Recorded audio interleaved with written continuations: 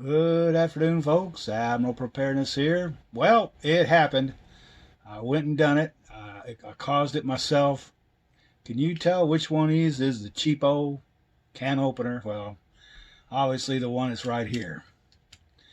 This was brand new. Just got it the other day because this one gave up the ghost. Luckily, I wasn't hungry and I got around it because this can ain't going to get opened by that. $1. That's what you get when you buy $1. Okay, that's my fault. But for you, I'm not 30 miles away from some business where I can grab another one of these, but you might be. And here's what we're going to do. We're going to work together to stop that and never have to have that happen because it was my fault. I cheaped out, and I cheaped out on the wrong thing. This is a heavy-duty professional grade. Even says it right there in the words, professional, as opposed to amateur. Now, I do have an electric can opener. Trust me, I wasn't going to starve. It's just, if I'd have been sitting there without the power, I would have hooked up my battery and gone about my business. But this is an illustration of don't cheap out. Okay, this thing looks like it could work just as fine as the day it was bought. But when you put it on the can, oh yeah, here's another thing, folks. Just to change the subject a little bit. Can you tell me what's wrong with this picture? Yeah, see, that's the top of the can. Well, this is what they call the top of the can.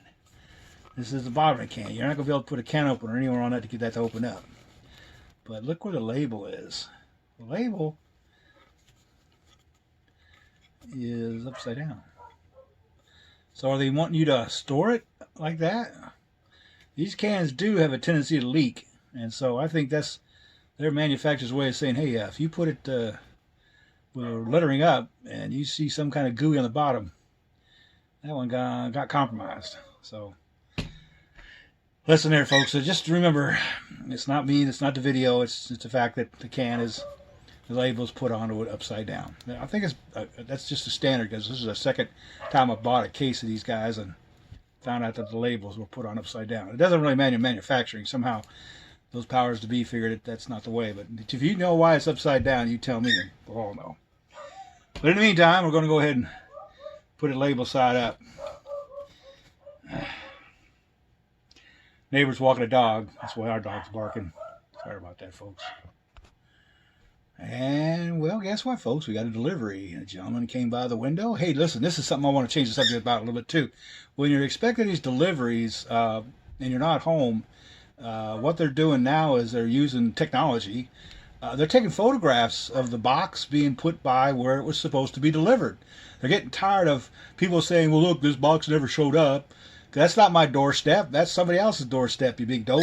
So now I just watched the guy stand there and take a photograph of the package on the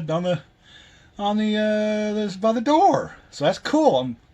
Kudos for what company that was. I'm not going to do it right now because it can sit out there. It's not rain or nothing, so whoever comes in the next time can bring it in. But that's how these package companies now are kind of covering their A's because they're saying that here's a photograph of it. You get an email or a text message. There's the photograph of the time and the location where that package was delivered. So thumbs up to the delivery people for letting technology help you not get ripped off. Now, if you got a porch pirate comes up and takes it, that's what these doorbell, camera doodads, gizmos. I love them. So anyway, back to the business at hand. Where were we? Oh yeah, Eddie, be quiet. You had your chance to be on, and you messed up.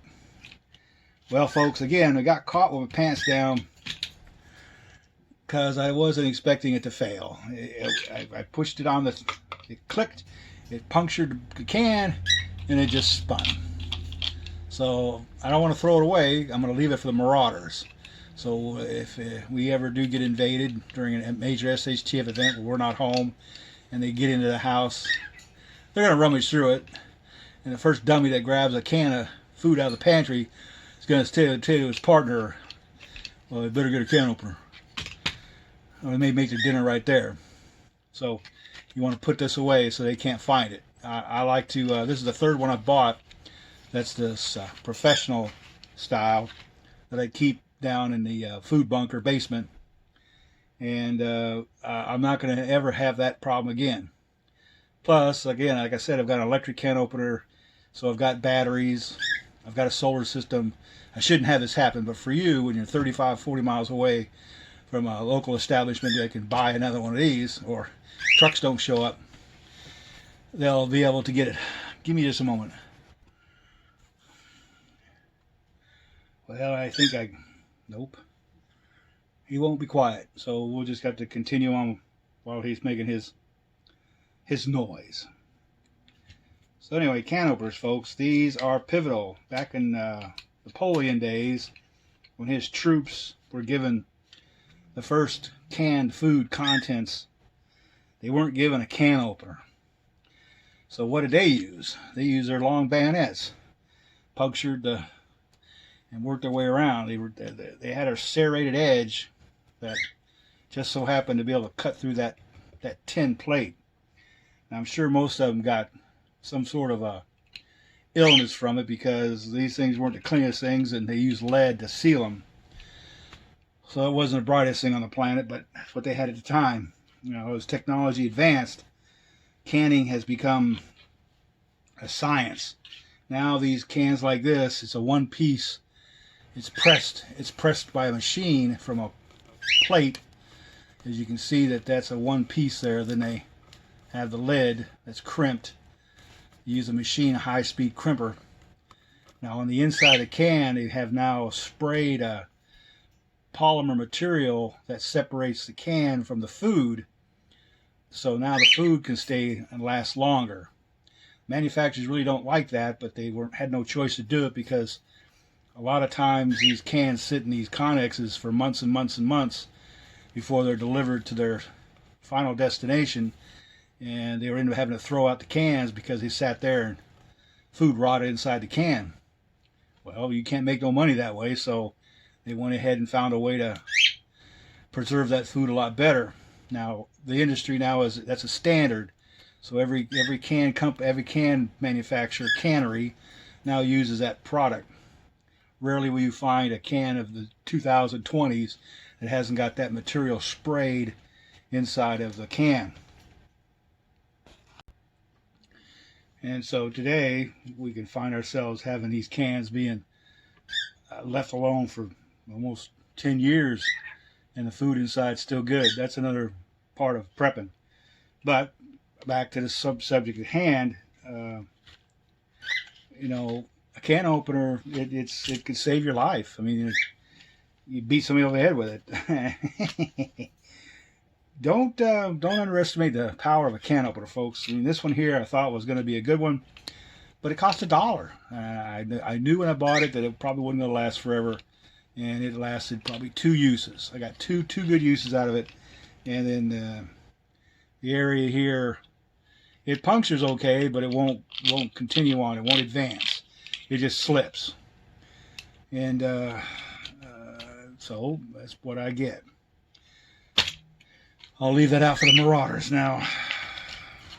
Now it's more to cover about can openers, folks. Pretty much cut and dry. So if you find yourself looking at one of these for $1, walk on by and get yourself a professional. If it says the word professional on it, you can guarantee it is professional. Take that for a grain of salt, folks. Admiral Preparedness here. God bless you all. And remember, folks, it can happen from the north, it can happen from the south, it can happen from the east, or coming from the west. Always be prepared, and if you've enjoyed this video, please hit the thumbs up button. If you're not a subscriber, please subscribe. And don't forget to hit that notification bell, or I'll be out there waiting for you to come to me. Admiral Preparedness, God bless you all.